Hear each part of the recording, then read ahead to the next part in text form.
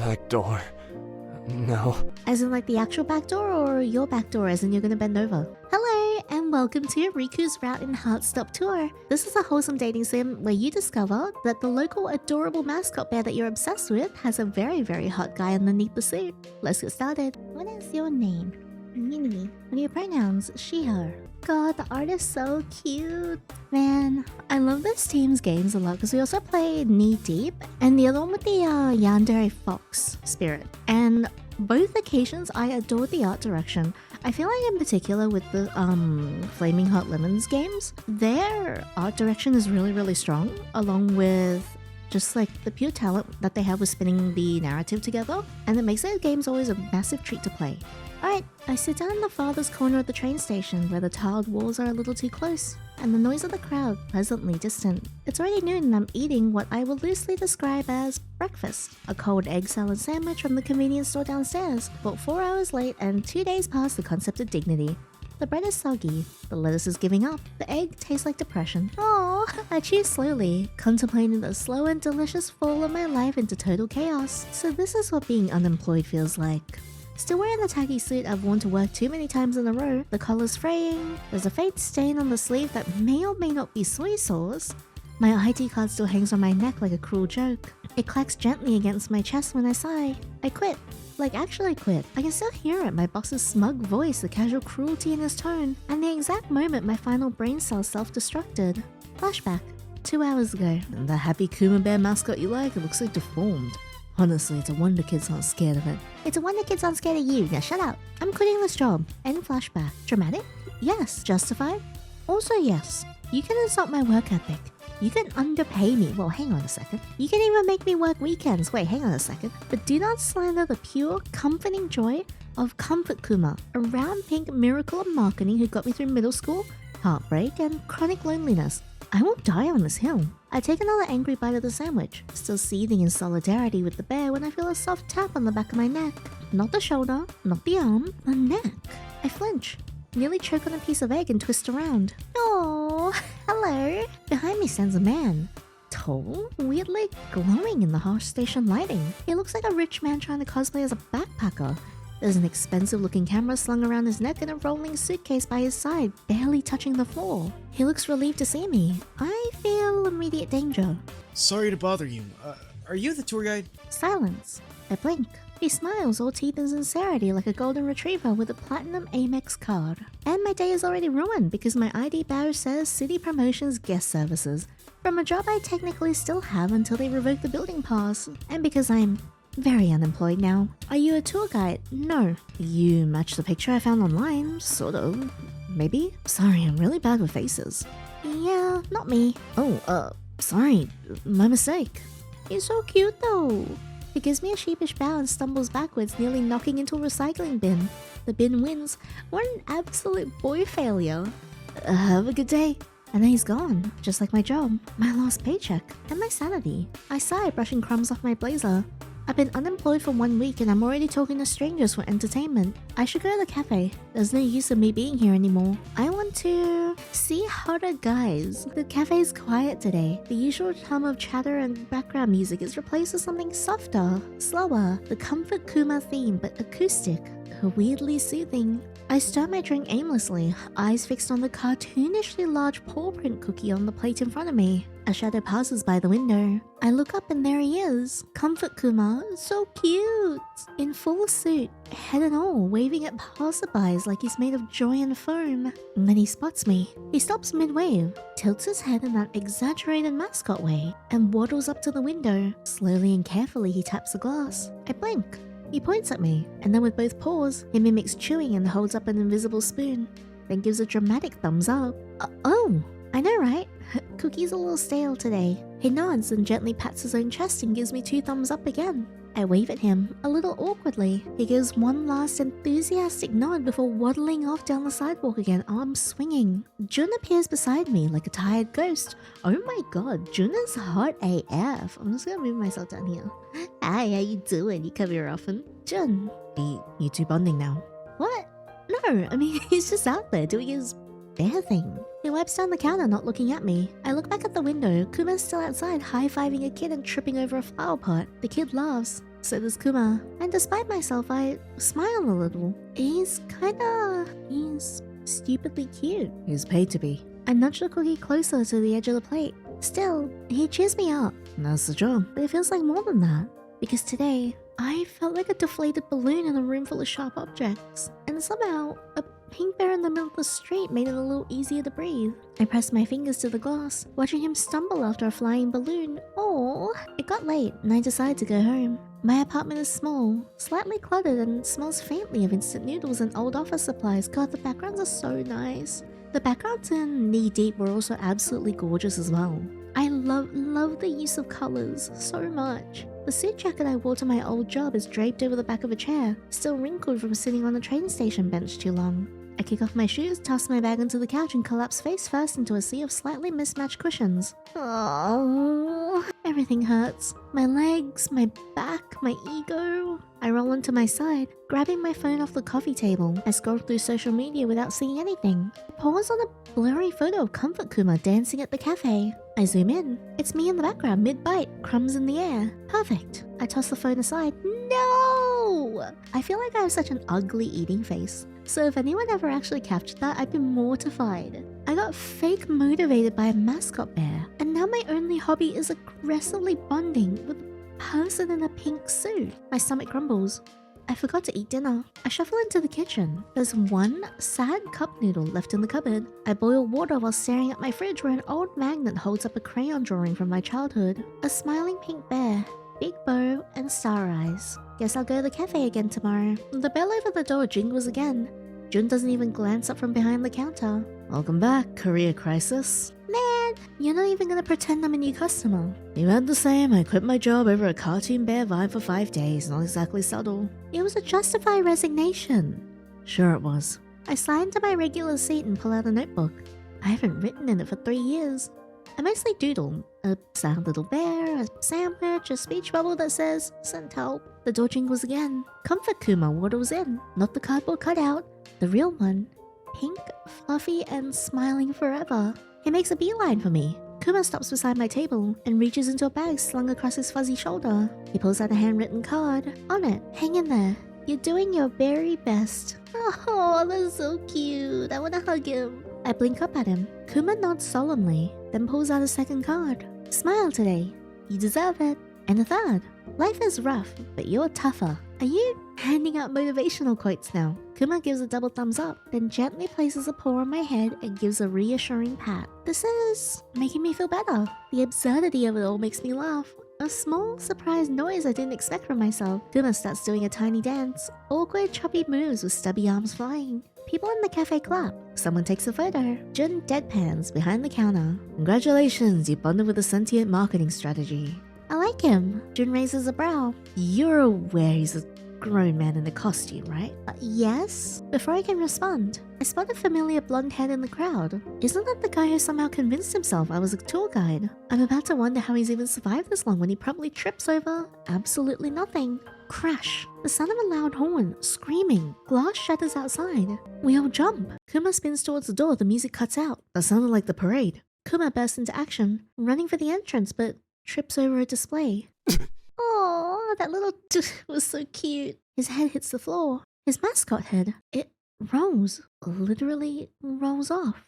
Gasps erupt from the table around me. And that's when I see him. Oh my god, he's so cute. Under all the foam and fluff is a guy with dark tousled hair. Oh my gosh, you know I like dark haired men.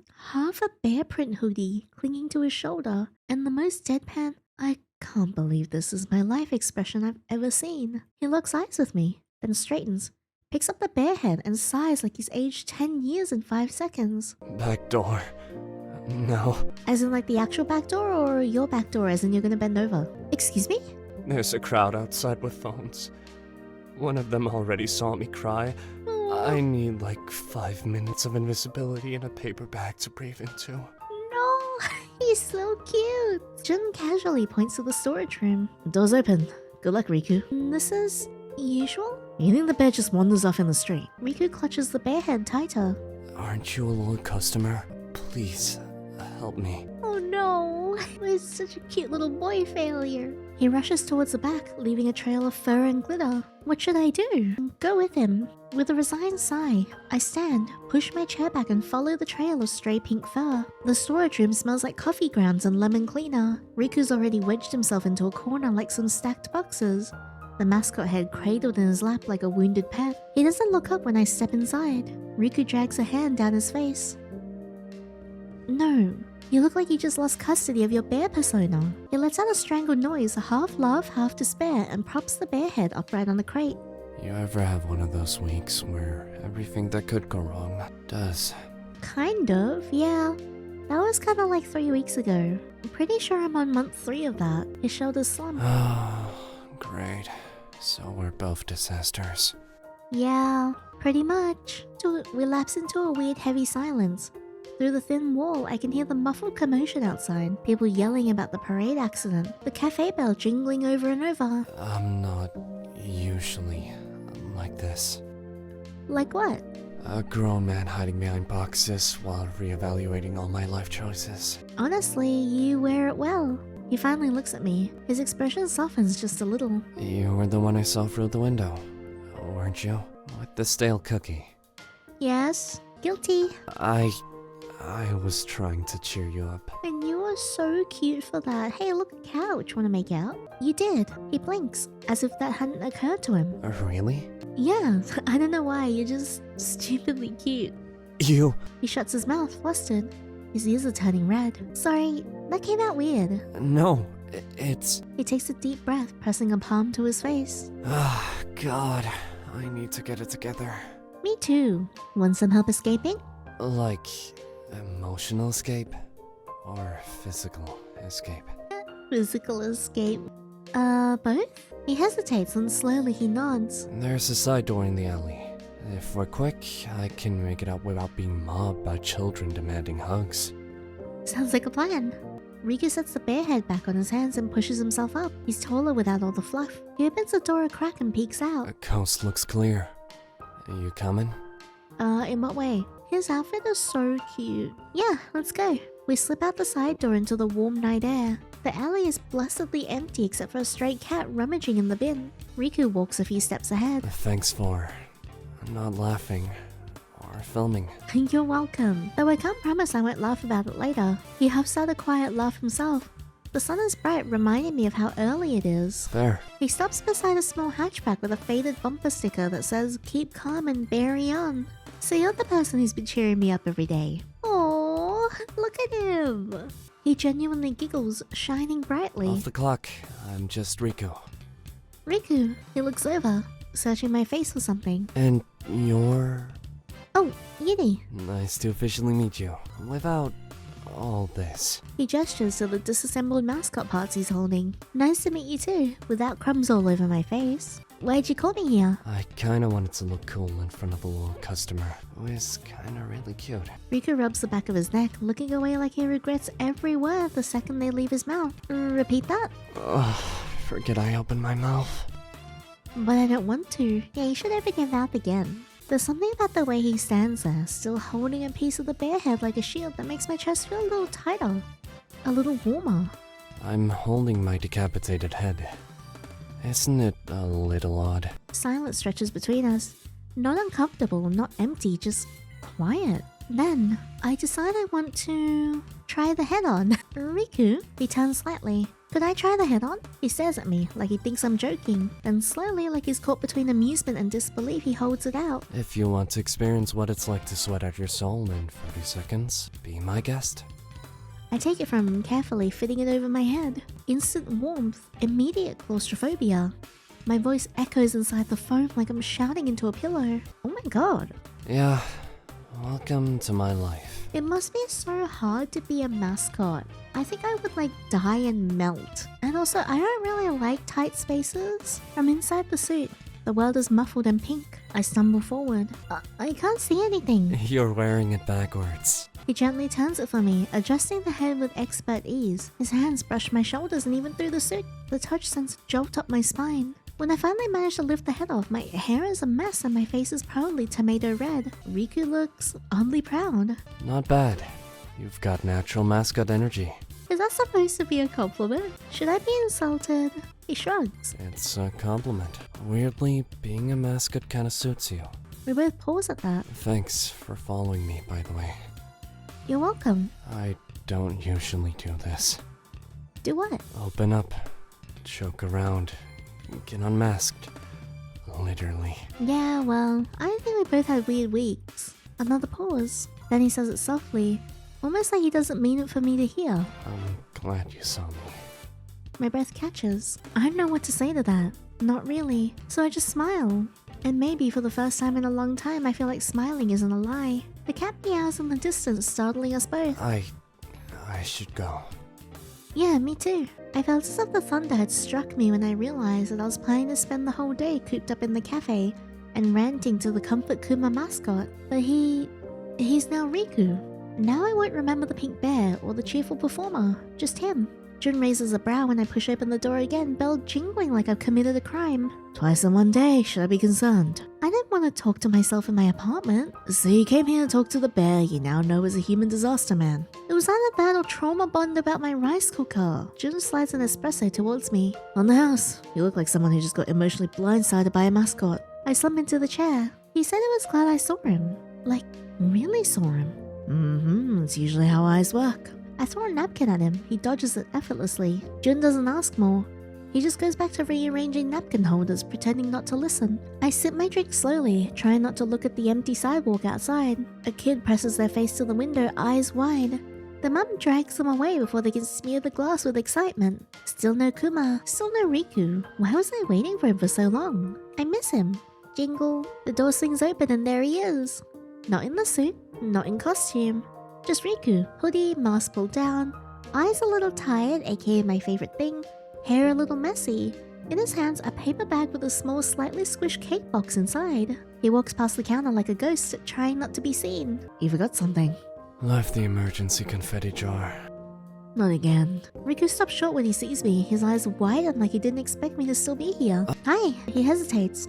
Then stiffly, like it requires a full body reboot. I brought you cake. Why? He looks like he regrets everything. I panicked. It was a thank you. Or an apology. Or both. It was on sale. He sets the box down. The label says limited edition Comfort Kuma Mousse. The bear face is a little lopsided and one eye is slightly smushed. It looks haunted. I think so too. We sit in awkward silence for a beat, then I pick up the tiny plastic spoon and take a bite. It's actually good. I told the guy at the counter I was getting it for a kid. He asked if I was getting it for my son. I panicked and said yes. You have a son? He's a bear. His name is Mr. Barrington and he lives in the storage room. I nearly choke on the mousse. Without the costume, he's so cute. Riku glances sideways, almost shy. Don't get used to it. I want to get closer to you. The door creaks as Riku pushes it open. It's not what I expected. The storage room smells faintly like cinnamon and cotton. Stacks of Comfort Kuma plushies line one wall like sleepy guards. A PS5 is balanced precariously on a stack of shipping boxes, its cords trailing into a tiny monitor propped on a crate. Blankets have been piled into a makeshift nest in the corner, too neatly folded to be accidental. A small electric kettle hums on a shelf beside a mug that reads, "Bear with me." And there's a plush cushion shaped like Kuma's face. It's been sat on so many times the smile's worn crooked. A familiar pink hoodie is draped over the back of a folding chair. The kind that looks like it remembers every time Riku gave up and sighed into it. You live here? Define live. Do you sleep here? Yes.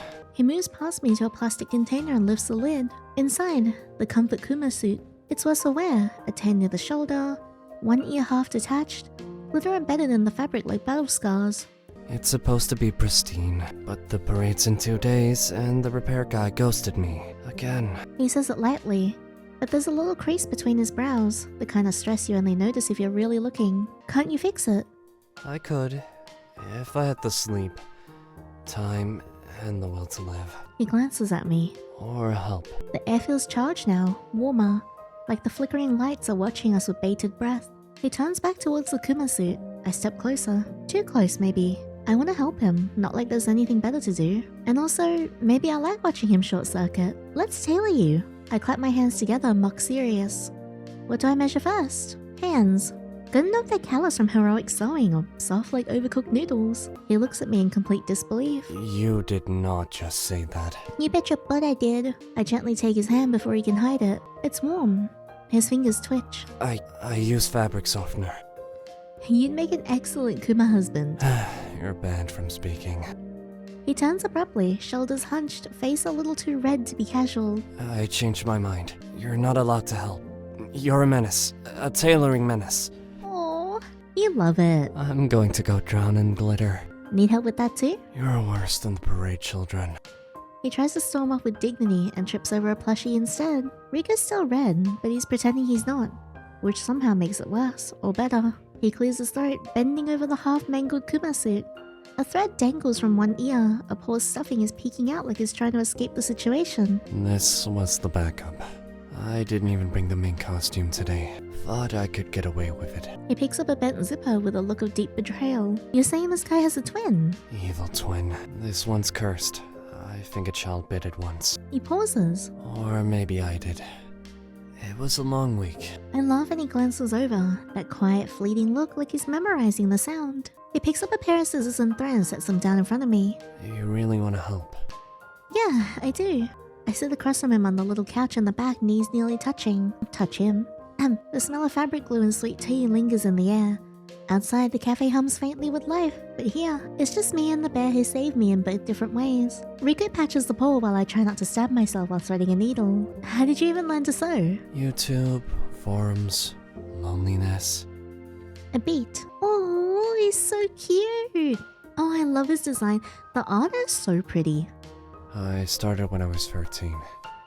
Made plushies so I'd had someone to talk to. I also made plushies when I was quite young. He doesn't say it like it's sad, just honest. Mr. Barrington. He was the first. His head was 3 sizes too big. Like physically, he couldn't sit upright. Relatable. He finally smiles again. Really smiles. That slow, awkward grin like it's an unused muscle. Then I made Comfort Kuma. He freezes. Just a second too long. Made. I mean, I made a Comfort Kuma. Like a plush. When I was a kid. It wasn't official or anything. Just my version. I go back to throwing the needle. Then my eyes flick back to him. He looks way too focused on the paw patch like it personally offended him. And that's really cute. Anyway. It was kinda messed up. The ears were uneven. One arm was backwards, but he smiled a lot. The reason I'm fixing the suit so much is there's a parade in 2 days. Big one. Press coverage, mascot racing the local mayor, the June bet money. You're racing a mare? Yes, asthma. I have foam feet. It's even. For educational purposes, Tokyo's actual mayor is Yuriko Koike, who is the woman without asthma. He looks at the patched suit. The seams are much better, but not parade-worthy. If I don't fix this in time, I'll have to wear the spare. The cursed one. And I'll let people down. We won't let that happen. He blinks. We're tailoring partners now, remember? He exhales like he's been holding his breath since I walked in. Okay. Then you're officially part of Project Kuma Parade. Do not die edition. He holds out a pink thimble like it's a sacred oath. I press my finger to it. We're gonna make one bear of a comeback. Why did I choose you? By the time I get home, there's glitter on my sleeves, faux fur in my bag, and threads stuck to the bottom of my shoe. I shut the door behind me and lean against it. What the hell is my life? A beat of silence. Then I laugh, out loud, because apparently I'm now the co-captain of a fake bear's comeback tour, armed with a pink thimble and a deeply repressed mascot designer. I take off my shoes and shuffle towards the kitchen, where a sad cup of instant noodles awaits its fate. The water boils. I dump the powder in, stare at the crayon drawing still on my fridge door. Comfort Kuma, smiling like the world doesn't suck. You'd like him. He's a disaster, but a good one. I eat it alone, close the lights and go to sleep. The morning sun slices through the blinds like an unpaid electric bill. I groan, roll over and accidentally elbow my phone off the nightstand. It clatters like karma. I stare at the ceiling. New day, new regrets, same jobless bear enthusiast energy. Still, something feels different today. I think I fall asleep smiling. The cafe smells like fresh bread and pretty pink sparkles. Jun's behind the counter already judging me with his eyes. He doesn't even look up when I walk in. Your little boyfriend's in the back. Really? He crawled around 6 a.m, mumbling something about emergency repair sequences. He hasn't left the storage room since. Jun gestures vaguely towards the back. Take him tea or he'll forget hydration exists. I open the door quietly. The lights are dim and Riku's already hunched over the Kuma suit. Half of it spread across the floor like the aftermath of a plush crime scene. He's in a hoodie again, sleeve pushed up, hair fluffed from sleep. A pencil dangles behind one ear. He startles when I speak. Jun says you're banned from dehydration. I drank tea this morning. From the flower vase. He doesn't answer. Suspicious. Oh no. I hand him the drink, he takes it like it's a reward for survival. Thanks. He pulls up the stitched sleeve. It's neat, but definitely not stage ready. I thought I had it, but it's too thick to sew here. My little machine can't handle the padding. Aww. So what now? I might need your help. Maybe we can just do a patch job with a blanket needle for now. June banned me from using the cafe outlets. Seriously? I need an outlet to fix the suit up. And yesterday night, when you went home, I used up too much wattage and the lights went out. In the middle of June's special latte pours. He fumbled over his words, and I could really tell how sincere he was. This was the first time he spoke that much. Let's take you to my apartment. We end up on the late afternoon train heading towards my apartment.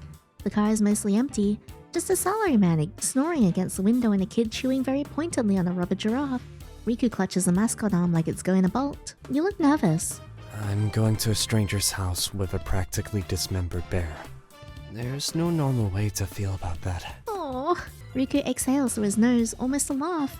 He tugs his hood further over his face like that'll save him. Your place isn't haunted, right? I unlock the door and push it open, tossing my keys into the bowl by the shoe rack.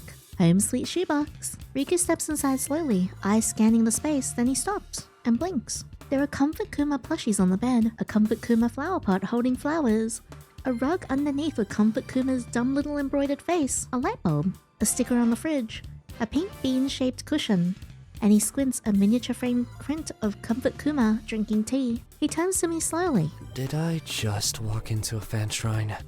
I freeze mid-shoe removal. I can explain. There's a magnet that says Comfort Kuma's my emotional support cryptid. It was a gift. You printed it yourself. It says your name on the bottom corner. Okay, it was a self-gift. He just keeps staring, not in judgment, more like disbelief, or awe. This is so weird.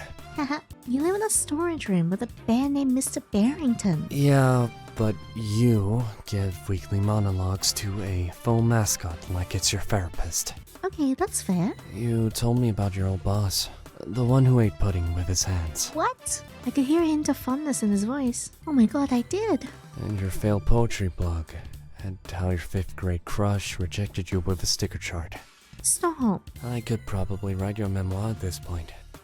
I throw a pillow at him and he ducks. He stands in the middle of the room holding the bear arm like it's a bouquet of cursed roses. You can sit. Where?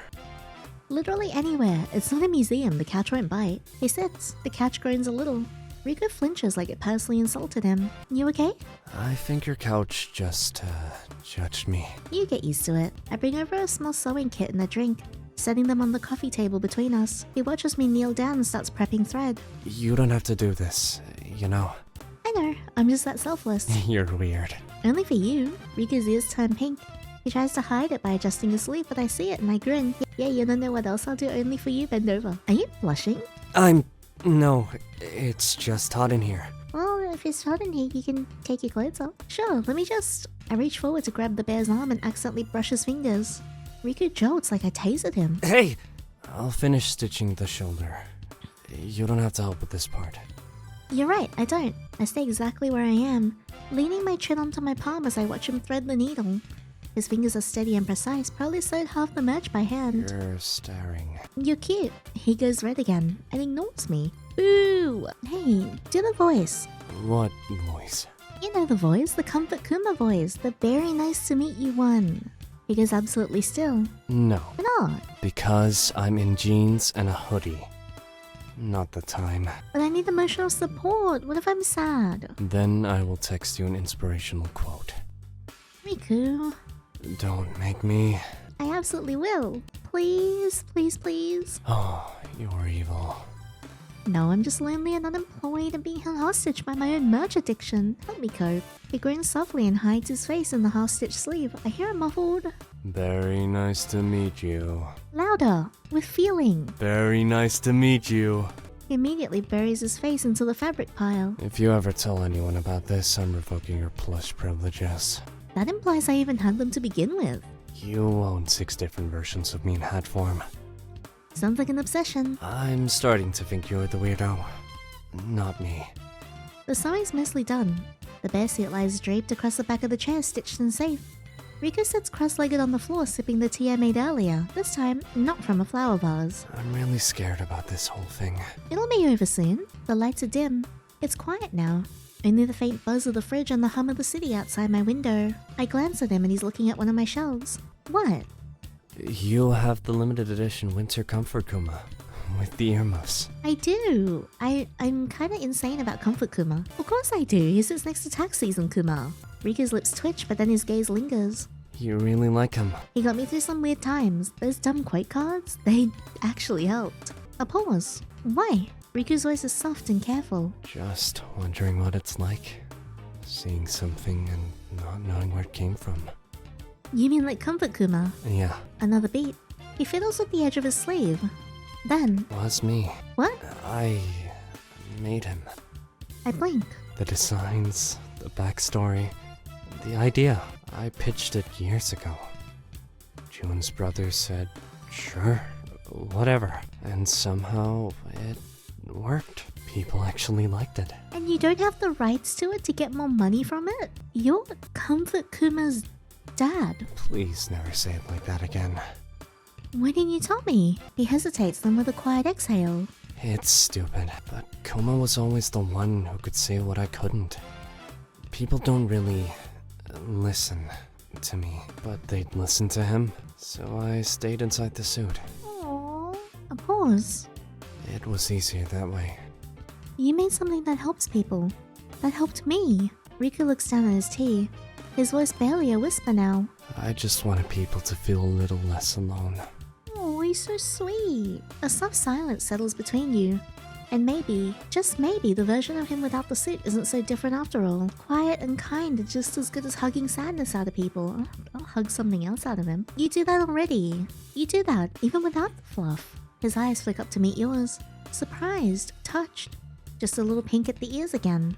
Thanks. We ended up walking to a nearby convenience store together, because neither of us wanted to admit we were hungry. For a second, my brain refuses to process it, and then I remember. Riku Hoshino, Comfort Kuma dad next to me. I still can't believe you're him. You say that like a Beyonce. You're Comfort Kuma's actual creator. I've cried over the plushies you designed. Should I sign your arm? I swear to God, I will start sobbing on the sidewalk. I nudge him playfully with my shoulder. He shifts, caught between pretending to be cool and trying not to smile. I dug into the konbini. It's quiet, the kind of place that smells like overworked air conditioning and instant curry. I grab drinks. Riku disappears into the snack aisle and comes back with 2 bear-shaped rice crackers. He holds one up. They licensed this without asking me. You gonna sue? I bought 6 packs last week. I'm weak. I grin and grab one too. As we walk back sipping drinks and sharing silent commentary on passing pigeons and increasingly cursed storefront signs, the evening feels good. The cafe is quiet, washed in a soft amber glow that leaks through the windows like warm tea. The tables are mostly empty, chairs flipped up at odd angles like they're already halfway into sleep mode. Comfort Kuma's suit sits on the counter like a deflated myth, arms draped dramatically, head tilted just enough to look mildly disappointed in us. Riku circles it with surgical focus, poking at seams and muttering things like torso integrity compromised and possible frosting contamination. You're talking about it like it's a bomb. Worse, it's got fur and brand recognition.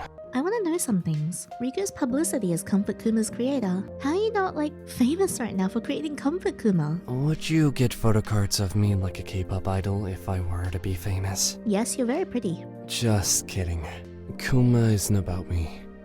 It's supposed to be for people who need it, not some weird ego project. Aww. I feel content enough with making him. About the mare race. I'm so confused about the mare race. To begin with, It's a tradition for Comfort Kuma to hand the mayor Daifuku, and then lead the kids' parade. and that isn't questionable. Tokyo's a very weird place. There's Nakisuma Matsuri, where sumo wrestlers purposely try to make babies cry. Kanamara Matsuri, the peanut festival where people celebrate peanut-shaped objects. I know that one. Okay, I think I get it. You can stop. His relationship with Jun. How did you and Jun know each other? His parents gave him and his brother their cafe to continue the business. Jun's brother agreed with my proposals of making the cafe comfort coma themed, and then ran away to a cave in Nepal or something. So I got stuck with Jun. He doesn't speak much. He hasn't since the last round of questions. He glances at me once and packs away his kit in silence. I get that, like, this is all complicated. Sorry for involving you. I care, even if you don't believe it. I reach for the scarf, folding it neatly. Even now, the suit smells faintly of cinnamon and detergent. Familiar and strange at the same time. The padding's holding. I think we're ready for the real thing. He sounds tired but not drained. More like finish with a puzzle. Jin sticks his head out from the kitchen, drying a mug with far too much aggression. Hey mascots, it's 7:30. You've been bickering over fluff for 2 hours. Go outside, touch air. I'm banning you both. This is bearphobic. That's it, I'm banning the bear too. Outside, the city glows in sleepy oranges and soft purples. The streetlights hum faintly. A cat lounges on the seat of a scooter nearby, blinking slowly like it knows secrets. We walk side by side, the silence easy, a little tired and a little warm. I could walk you home if you want. Technically, this is my walk home. The cafe storage room. I stop. I'm still very curious why you live here. It's close to work. You're literally rolling in Kuma money. I spend it on fabric, and tea, and weird gacha bears. Real estate's a scam anyway. We both laugh, the sound echoing gently between shuttered storefronts. The cat watches us from its perch, tail flicking. We find a bench just off the path, half lit by a crooked street lamp. The cat from before trails us and hops up beside RIKU like it was uninvited. It immediately curls into a loaf on his lap. He doesn't move, just strokes its head with the same slow gentleness he used on the bear suit. I always liked walking at night. Less people, less noise, like the world forgets to perform a bit. A pause and then quieter. I think that's why I like the Kuma shirt too. No one expects anything smart or cool from a bear. You just exist, and that's enough. You're cute when you're sincere. RIKU stiffens like he's buffering. I hope he stiffens somewhere else too. You shouldn't say things like that. I might think you really meant it. I shift a little closer and our hands brush. I should touch his sleeve, touch something else of his. RIKU looks down like he's been touched by divinity. If you do that again, I might hold your hand and never recover. Do it again. He turns red and mutters something incomprehensible. The same cat from before hops onto the bench like it's clocking in for work. Without hesitation, it curls up in Riku's lap. It likes me. You're a bear. It probably thinks you're warm and emotionally complex. RIKU gently pats its head. We're bonding. Sudden drizzle. Oh no. Don't worry, I always carry an umbrella. He produces a compact, suspiciously bear print umbrella and opens it with a snap. That has ears. Everything I own has ears. We duck under it together, brushing elbows as we walk towards the train station. The cat meows once again and darts off into the night. The station buzzes gently with vending machine glow and the sound of announcements echoing down the platform. We don't say much. So, bye. Yeah, tomorrow's a big day? Don't forget to come by. I wake up to the faint buzz of my phone and the distant screech of a neighborhood crow yelling at a power line. Sunlight cuts through the curtain in strips. My arms ache a little from yesterday's accidental crash course in mascot suit repair. My brain aches more from the memory of RIKU turning pink when our hands touch. I flirted with a man holding a bear head. What is my life? I shuffle towards the bathroom like a zombie, and then autopilot through brushing my teeth, only fully waking up halfway, through staring into my own mirror like I've seen things with plush limbs and emotional baggage. The cafe's already unlocked when I get there. I step inside to find Riku sitting cross-legged on the floor surrounded by safety pins, extra fluff, and what looks like 3 different types of daifuku. Comfort Kuma, fully repaired, sits upright on the counter like it's judging him. Should I be worried you're feeding the bear before yourself? He's a growing symbol of public joy. He needs sugar. Oh, he doesn't even look up. Just holds out a stick of mitarashi dango without question. I take it. I want mitarashi dango. It's been a while. You slept here again. June threatened to turn off the heating if I left a single pin in the espresso grinder. I stayed for Kuma's safety. And yours? Debatable. So, big day today. You versus the mayor. It's not a real versus. It's more of a procession. He walks 5 steps, I walk 10, then I give him a daifuku and we pose for photos. You say that like it isn't the weirdest sentence anyone said this week. Last year's parade included a clown who juggled daikon radishes, and a child who tried to arm wrestle the mayor. I'm the normal one. And look at him sitting on the floor, surrounded by plush limbs and sugar. Sure, let's go with that. Jun pokes his head out from the back kitchen. You got 30 minutes before the organizers show up. Better get changed.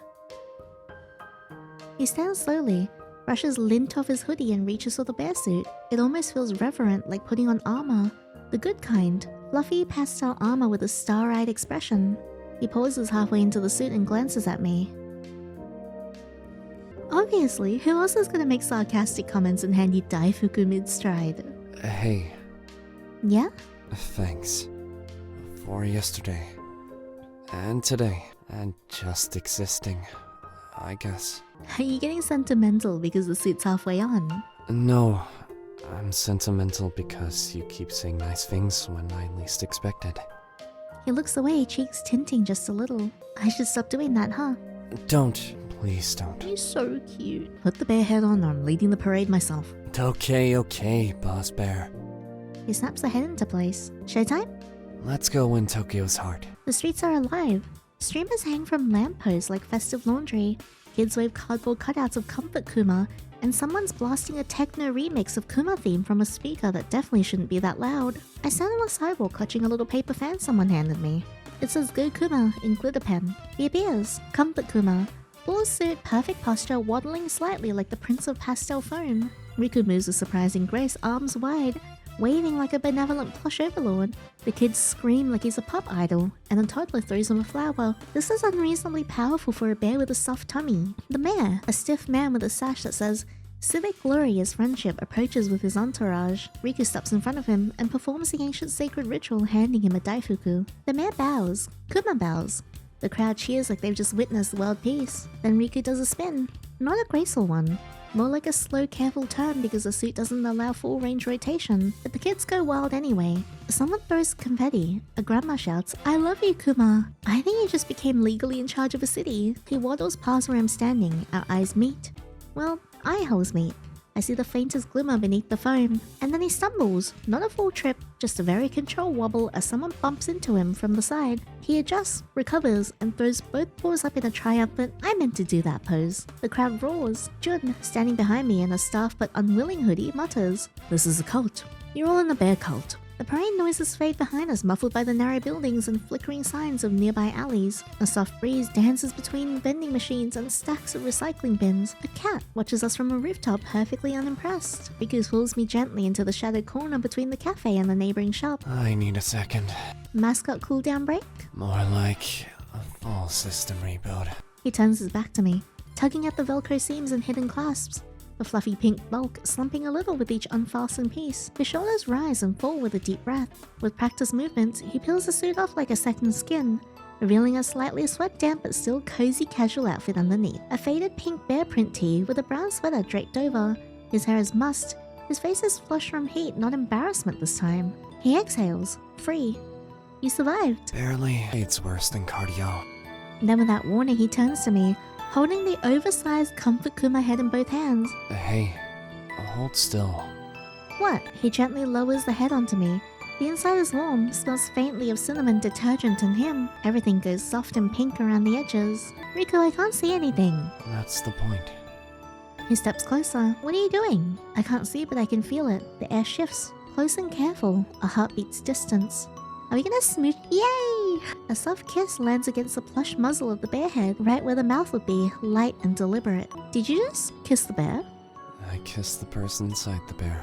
You kissed me in a suit. Romantic, right? Debatable. I thought it was charming. Dramatic. Symbolic. Of what? My complete emotional instability. At least you're self-aware. He gently lifts the head back off, revealing my very confused, very flustered face. Riku's expression is unreadable for a second, then cracks into the tiniest, most mischievous grin. Just wanted to see if I can get away with it. Did you? I guess we'll find out. The end. Thanks for playing. Oh, we got the good ending. Yay! I'm gonna get the bad ones too, because that's how we roll here. Alright, first we'll ignore the guy. There's a pause. Right. That makes sense. He doesn't look angry, just resigned. He finishes packing up, nods politely, and slips out the door with the suit in hand. It's the day of the parade. I push open the cafe door. Jun's already behind the counter, sipping something black enough to wake the dead. Riku around? Jun doesn't bother looking up. You left early, so you didn't need help anymore. My stomach sinks. You two fight or something? No, I don't think so. Jun raises an eyebrow but doesn't press. Crowds line the streets, cameras flash. Kids wave paper flags and the mayor sweats through his suit in 4K. Comfort Kuma appears. Fully suited, perfect posture, immaculate bow. He hands a daifuku to the mayor with a practiced flourish. Leads the kids' parade like a pink messiah. Everyone cheers. But behind the oversized head, I see no bounce of the steps. No tiny wave towards the cafe, no glance towards me. The cafe is nearly closed. Chairs flipped. Jun is cleaning the mugs with the mood of a man scraping barnacles off a ship. He sees me, then wordlessly slides a small envelope across the counter. I open it. Inside is a Comfort Kuma thank you sticker, the kind they give to kids on birthdays, and a note, inked neatly, no flourishes. Thanks for helping with the suit. Aww. No emoji, no extra lines, no anything. I slump onto the couch. The TV plays footage of the parade on repeat. Comfort Kuma waving and dancing, hugging a balloon child.